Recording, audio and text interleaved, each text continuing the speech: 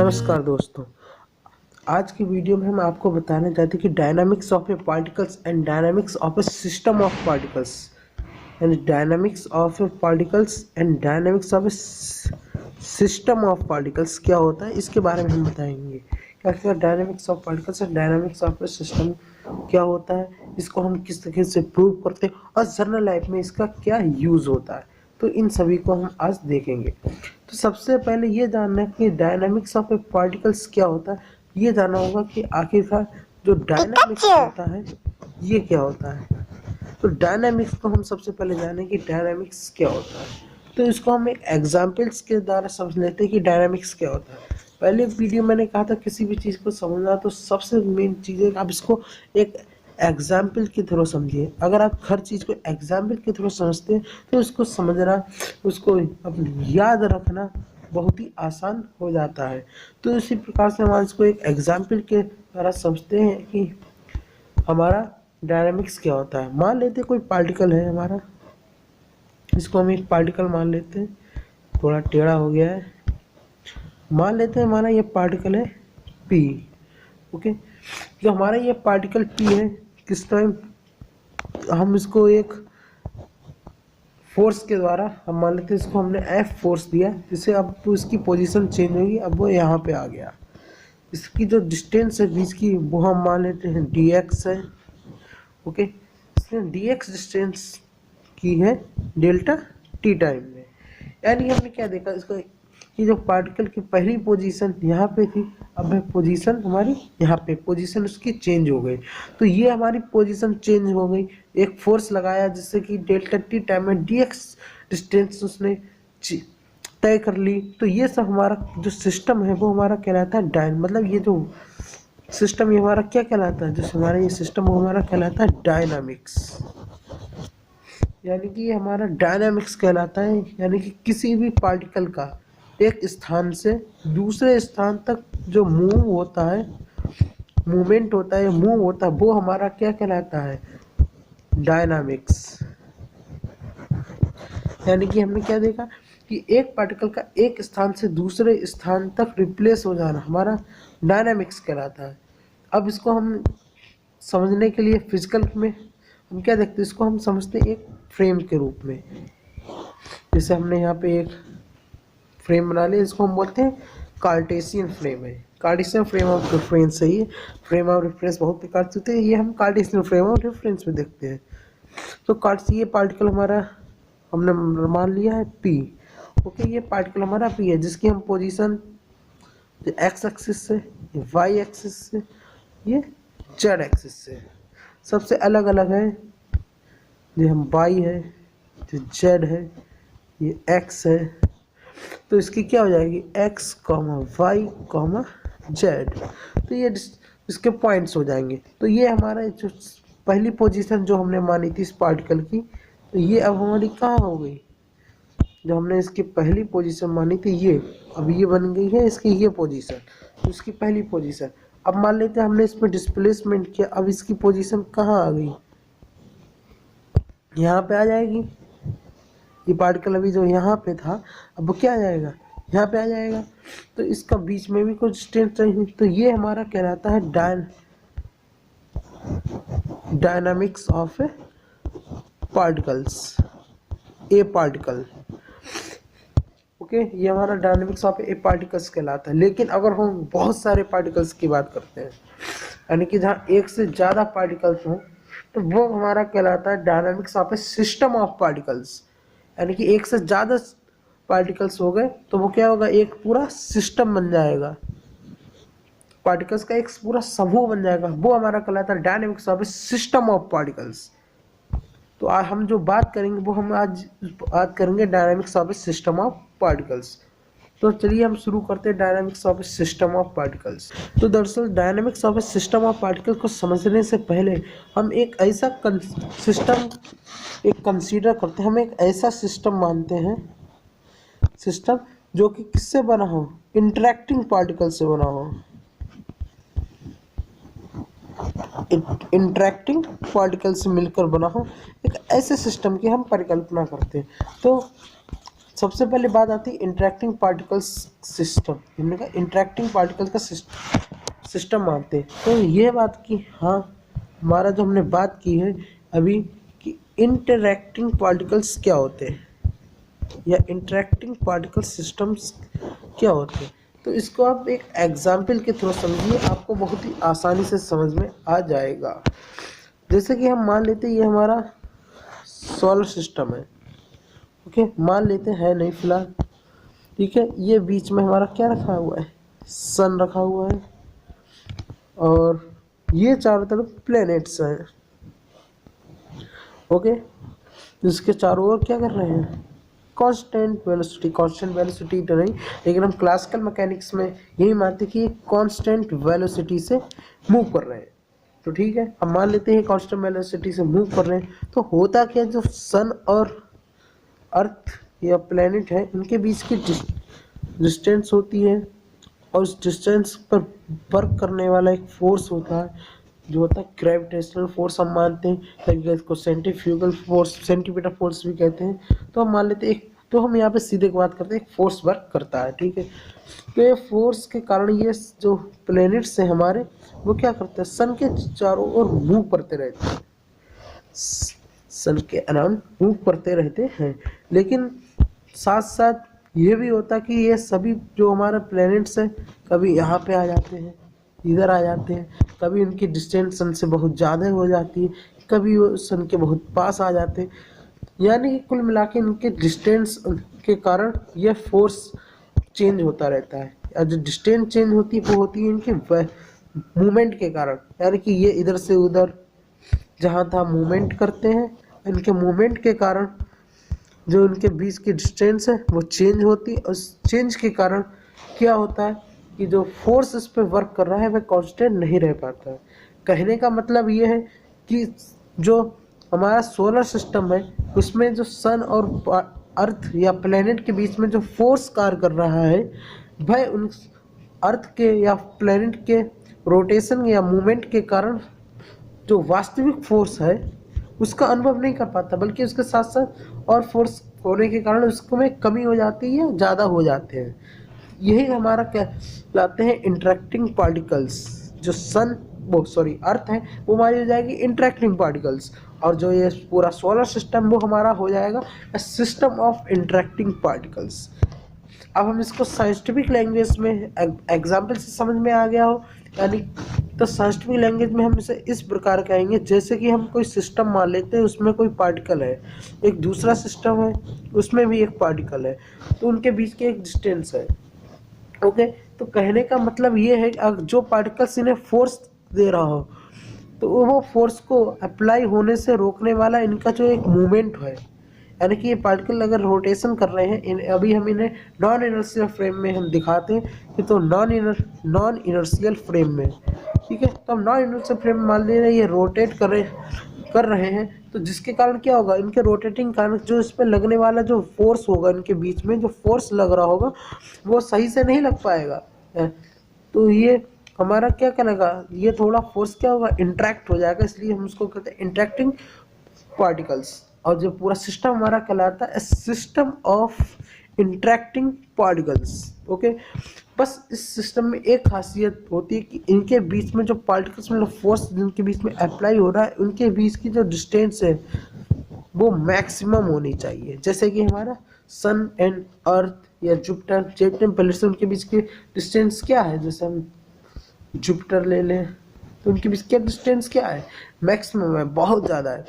अगर हम कोई सा भी प्लैनेट बहुत ज़्यादा डिस्टेंस रहती है, इसलिए हम क्या कहते हैं इनके बीच इंटरेक्टिंग पार्टिकल्स ऑफ सिस्टम, इसके बीच की डिस्टेंस ज़्यादा है। तो ठीक है, हम एक इंटरेक्टिंग पार्टिकल्स ऑफ सिस्टम को लेकर चलते हैं। अब हम एक ऐसे सिस्टम की परिकल्पना कहाँ करते हैं, मान लेते हैं हम कोई टेबल है, ओके, मान ले रहे हैं हमारी यह टेबल रखी हुई है, ठीक है, ये हटा देते हैं, इसको 2 डायमेंशनल रहने देते हैं, ओके। ये हमारी टेबल के ऊपर हम कोई बॉल रख देते हैं, एक बॉल है जो हमारी इस टेबल के ऊपर रखी हुई है, ठीक है। तो हम इस बॉल को हमने टेबल के ऊपर रख दिया, तो होगा क्या, जो हमारे अर्थ है जो हमारा यूनिवर्स है उसमें दरअसल में कोई रिजिड बॉडी नहीं है, रिजिड बॉडी नहीं है। जैसे हम लोग कहते हैं कि हाँ अर्थ यूनिवर्स में बहुत सी रिजिड बॉडी, हम कहते हैं कि एक रिजिड बॉडी ले ली, जैसे कि हमारी जो बॉल है इसको हमने क्या कह दिया, रिजिड बॉडी है। हमारी जो टेबल है इसको हम रिजिड बॉडी कह देते हैं। दरअसल रियलिटी ये है कि इस यूनिवर्स में कोई रिजिड बॉल है ही नहीं। यानी कि अगर हम जैसे ही हम इस मेज पर बॉल रखेंगे तो इस मेज के जो कुछ पार्टिकल्स जो होंगे, टेबल है हमारी, इसके कुछ पार्टिकल्स इसके मास के कारण क्या हो जाएंगे, नीचे दब जाएंगे। यानी कि थोड़े से, जैसे कि हम कोई मुलायम चीज हो उसमें रुई हो, उसके ऊपर हम जैसे रुई है इसके ऊपर हम हैंड रखेंगे, क्या होगा, ये रुई नीचे दब जाएगी। ठीक वैसे ही अगर हम क्वांटम लेवल पे देखें तो क्या होगा, क्वांटम लेवल पे हम देखें तो हम देखते हैं कि जो मेज है उसके भी पार्टिकल्स क्या है, नीचे दब गए हैं। तो इस प्रकार से हमने क्या ये हमारा क्या कहलाता है, इंटरेक्टिंग पार्टिकल्स। तो हमारे जो दबे हुए पार्टिकल्स में हमारे हो गए इंटरेक्टिंग पार्टिकल्स।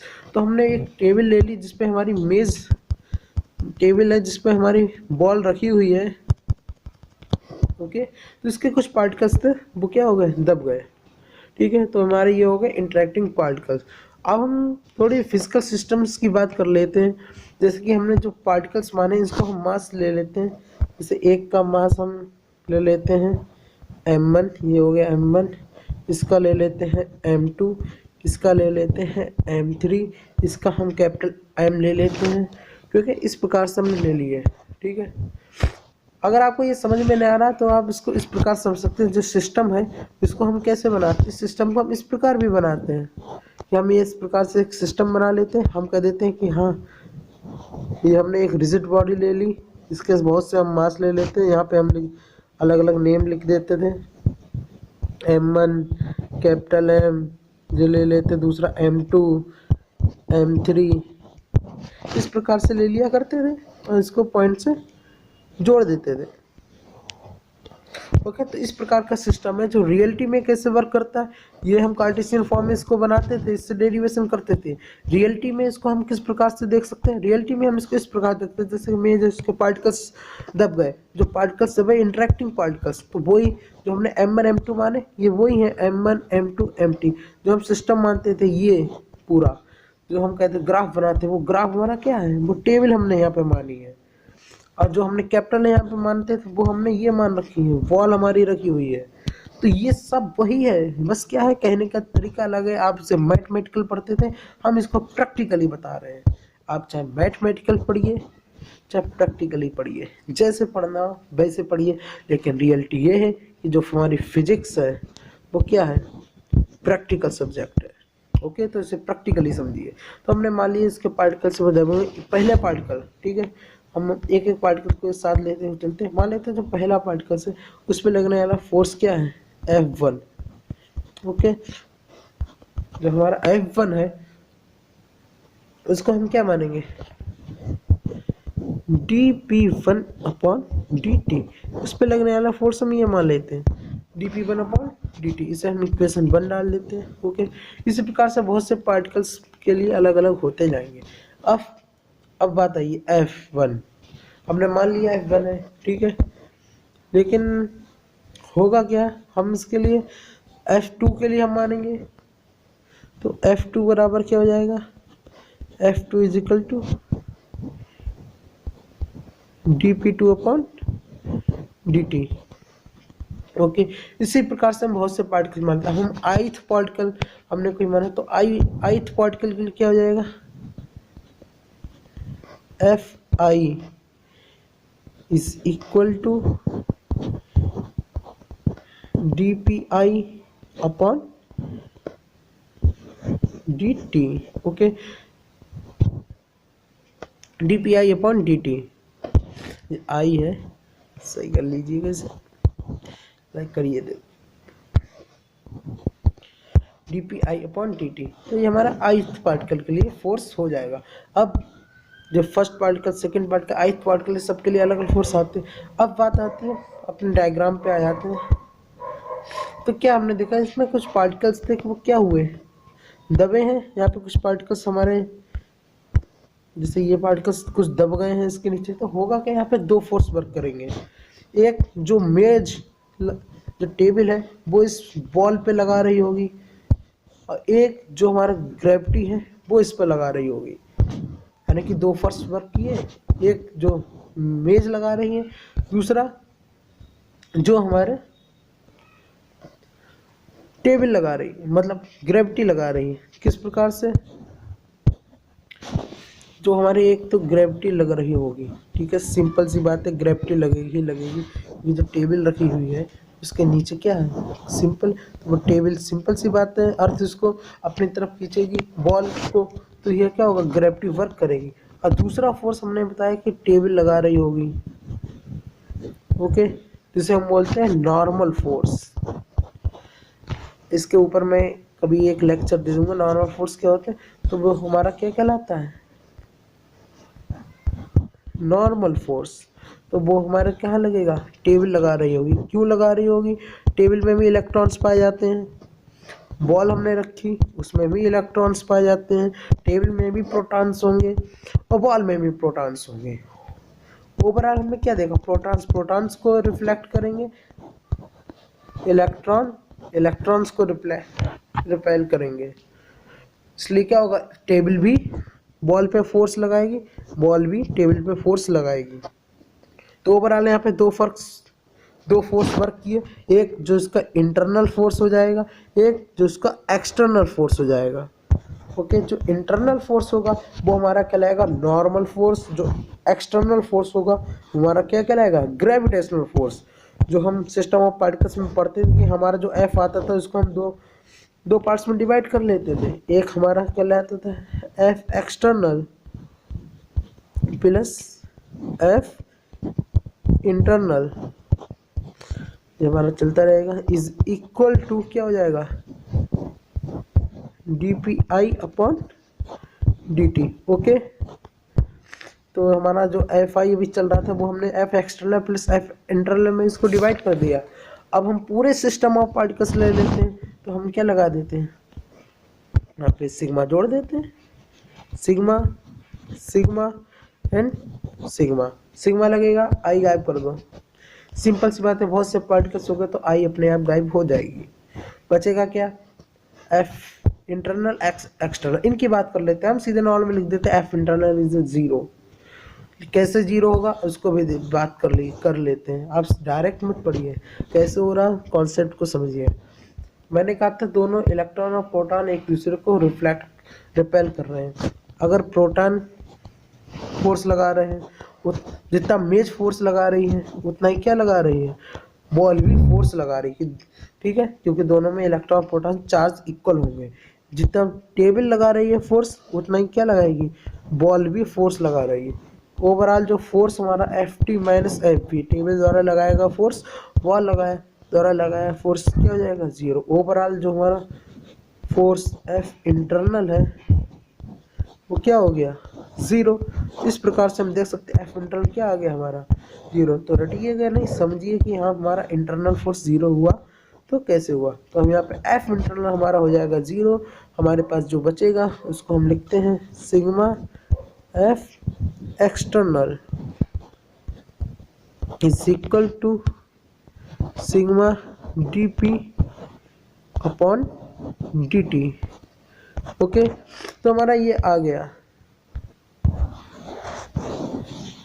देखिए इसको हम आगे और देखते हैं कि क्या कर सकता है। हमने यहाँ पे देखा कि जो हमारा एक्सटर्नल फोर्स है वो हमारे जो मोमेंटम है इसके इक्वल आ गया है। अब बात करती कि हमने जो यहाँ पे स्मॉल एफ लेके चल रहे थे, सब जगह स्मॉल एफ लेके चलते, अब हम कहा कि पूरे सिस्टम ऑफ पार्टिकल्स के लिए, तो हम यहाँ पे क्या करते हैं, इसको हम कैपिटल एफ मान लेते हैं। तो हमारा यहाँ पे क्या आएगा, सिग्मा को हटा देते हैं, यहाँ पे कैपिटल एफ लिख लेते हैं।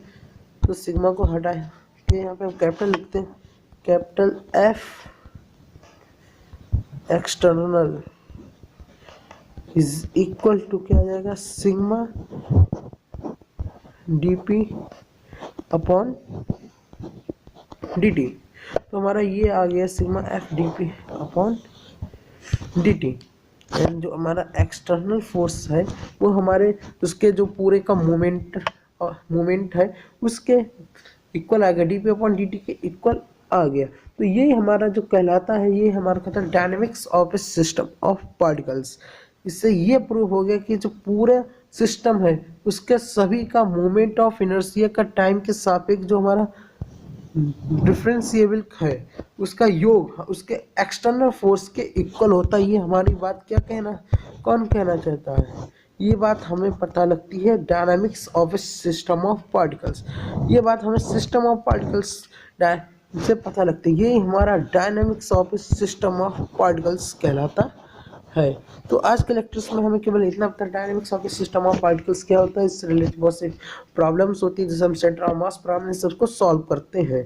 तो इस प्रकार से हम उसको सॉल्व कर सकते हैं। बहुत बहुत धन्यवाद। चैनल को सब्सक्राइब कीजिए।